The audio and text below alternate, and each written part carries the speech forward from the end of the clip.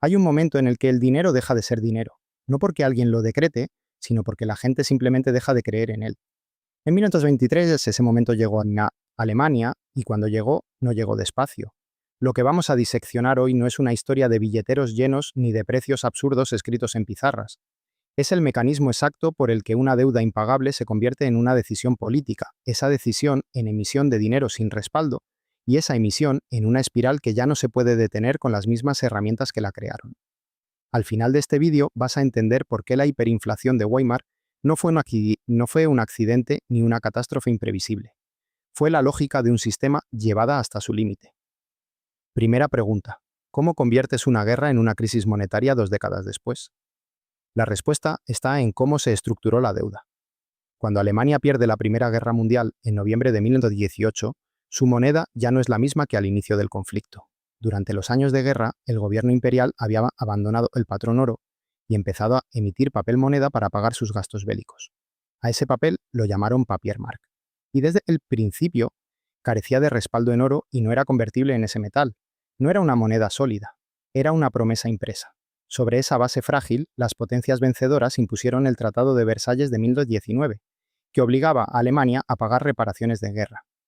En mayo de 1821, el llamado Ultimátum de Londres fijó la cifra: 2.000 millones de marcos de oro anuales. Para entender lo que eso significa en términos de sistema, ese monto representaba más del 26% del valor total de las exportaciones alemanas. No es una multa, es una sangría estructural del comercio exterior del país. Y aquí aparece el primer mecanismo que muchos análisis pasan por alto. El costo real de esas reparaciones solo representaba 1/3 del déficit nacional total de Alemania. Es decir, las reparaciones no eran el único problema, ni siquiera el mayor. El gobierno de Weimar ya tenía un agujero fiscal propio que cubría exactamente de la misma manera, imprimiendo papel.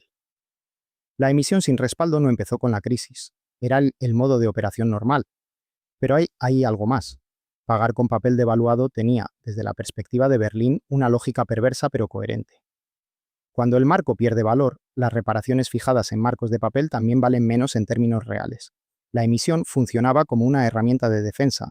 Se pagaba a las potencias vencedoras con dinero que ya no valía lo que debía valer. Eso funciona hasta que deja de funcionar, y el momento exacto en que dejó de funcionar tiene una fecha precisa. Segunda pregunta. ¿Cómo sabes cuando una inflación alta se convierte en algo cualitativamente distinto? No cuando suben los precios, sino cuando el ritmo al que suben se acelera de forma que ya no puedes anticiparlo. A principios de 1921, el marco mantenía un tipo de cambio relativamente estable: 60 marcos por cada dólar estadounidense. Ese número no era bueno, pero era predecible. Un comerciante podía planificar. Un asalariado podía ahorrar. El primer pago de reparaciones en marcos de oro, en agosto de 1821, marca el punto de inflexión. Para noviembre de ese mismo año, el tipo de cambio ya estaba en 330 marcos por dólar. En cuestión de meses, el marco había perdido más de 4/5 partes de su valor frente al dólar desde los 60 de inicio de año. Hubo un respiro. Durante la primera mitad de 1922, el marco se estabilizó en torno a los 320 marcos por dólar. Y aquí está el detalle que convierte esto en un mecanismo y no en simple mala suerte. Una estabilización temporal en medio de una crisis de confianza es engañosa, porque las condiciones estructurales que generan la presión no han desaparecido. El déficit sigue ahí, la emisión sigue ahí. Solo ha habido una pausa. La pausa termina. Para diciembre de 1922, el tipo de cambio llega a 8.000 marcos por dólar. La inflación alemana se ha convertido en hiperinflación. Ese salto de 320 a 8.000 en menos de un año no se explica solo con la cantidad de dinero en circulación, se explica con las expectativas. Cuando los actores económicos, los productores agrícolas, los comerciantes, los trabajadores, entienden que el dinero que reciben hoy valdrá menos mañana, aceleran el ciclo ellos mismos. Los productores agrícolas en el Ruhr, Berlín, Hamburgo y Múnich empezaron a rechazar el dinero devaluado que se les ofrecía. No por irracionalidad, por lógica pura. Si vas a perder valor entre que vendes y que gastas, tiene más sentido no vender. El resultado es escasez, y la escasez sube los precios. Y los precios que suben confirman las expectativas. Y las expectativas que se confirman aceleran la siguiente vuelta del ciclo. El coste de vida a lo largo de 1922 pasó de 41 a 82 millones. Se multiplicó por 2 millones. Pero el sistema todavía no había tocado fondo. Para eso hacía falta un catalizador externo. Tercera pregunta. si la espiral ya está en marcha, ¿qué hace que se vuelva completamente incontrolable? En enero de 1223, tropas francesas y belgas ocupan la cuenca del Ruhr. La razón es directa. El marco alemán era rechazable como medio de pago porque carecía de valor, así que Francia y Bélgica decidieron cobrar las reparaciones directamente en bienes: carbón, hierro, acero, madera. Si el dinero no vale, tomaré la producción. La respuesta del gobierno alemán fue declarar la resistencia pasiva. Huelga general en el Ruhr. Los trabajadores paran. El gobierno, para sostener esa huelga, necesita pagar los salarios de los huelguistas. ¿Con qué los paga? Con la única herramienta que le queda: emitiendo más papel moneda. Aquí está el nudo del mecanismo. Esta es la diferencia entre una inflación alta y una hiperinflación terminal. La emisión ya no cubre un déficit presupuestario ordinario, sino que responde a una emergencia política activa en tiempo real. El dinero nuevo no sale lentamente al mercado, sale en oleadas, de golpe, y se queda dentro del país porque el exterior ya no acepta marcos. El circulante se acumula en el interior. Los precios de alimentos y servicios básicos suben en cuestión de semanas, no de meses. El ahorro se vuelve imposible porque lo que ahorras hoy no te compra lo mismo en 2 semanas.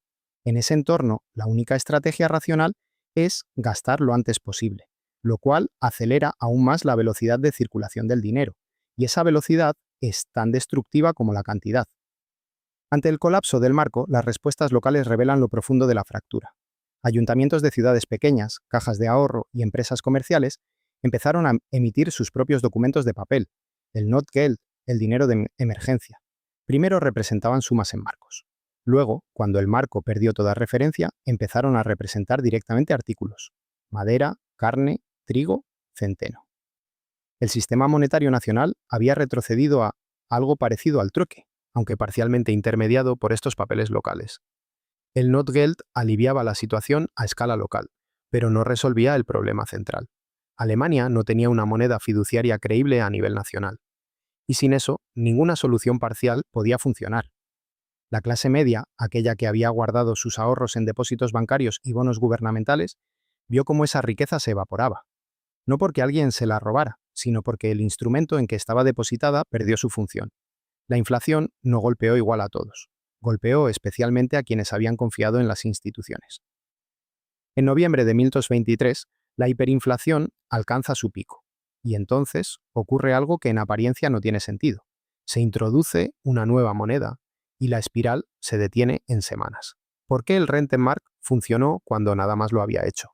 La respuesta está en la lógica que había generado el problema desde el principio. El Papiermark colapsó porque no tenía respaldo. No representaba nada tangible fuera de la promesa del gobierno, y esa promesa había sido sistemáticamente destruida por la propia conducta del gobierno al emitir sin límite. La confianza no se recupera con otro decreto ni con otra promesa del mismo emisor. La solución consistía en que el gobierno impusiera una hipoteca legal sobre las tierras y bienes industriales del país, y esos activos reales, concretos y localizables servirían como respaldo de la nueva moneda. El valor total de ese respaldo se fijó en 3,2 billones de Rentenmark. El nuevo dinero no era una promesa abstracta, era un derecho sobre algo que existía físicamente en el territorio alemán. Y la segunda parte de la solución era tan importante como la primera. La conversión al Rentenmark impedía la emisión de más papel moneda sin respaldo. El mecanismo que había alimentado la espiral quedaba clausurado institucionalmente. Eso es lo que revela Weimar como mecanismo. La hiperinflación no es un fenómeno de cantidad de dinero solamente. Es un fenómeno de confianza y de velocidad. Puedes tener mucho dinero en circulación y sostener precios relativamente estables si la gente cree que ese dinero seguirá valiendo algo mañana. Pero cuando esa creencia se rompe, cuando el horizonte temporal de la población se contrae hasta el presente inmediato y el ahorro, el crédito y el préstamo pierden sentido, la cantidad de dinero en circulación se vuelve secundaria. Lo que importa es cuántas veces cambia de manos cada hora y con qué urgencia desesperada. La hiperinflación de Weimar destruyó la confianza de una parte significativa de la clase media alemana, no solo en el dinero, sino en las instituciones que lo emitían. Esa fractura, la de una clase social que había hecho lo que se supone que hay que hacer, ahorrar, confiar en el Estado, y había sido arruinada por ello, no desapareció cuando el Rentenmark estabilizó los precios.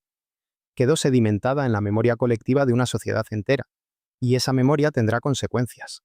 La estabilización de 1923 no cierra la historia económica de Weimar. La cierra solo provisionalmente. El Rentenmark detuvo la espiral inflacionaria, Pero la República seguía siendo frágil, su clase media seguía desconfiando de sus instituciones, y el mundo estaba a punto de entrar en una crisis de naturaleza exactamente opuesta. No demasiado dinero, sino demasiado poco. No inflación, sino deflación. No el dinero que quema en las manos, sino el que desaparece y no hay forma de conseguirlo. En esta serie vamos a seguir diseccionando mecanismos como este. Crisis donde el problema no fue el azar, sino la lógica del sistema. Si quieres entender no qué pasó, sino por qué tenía que pasar así, suscríbete.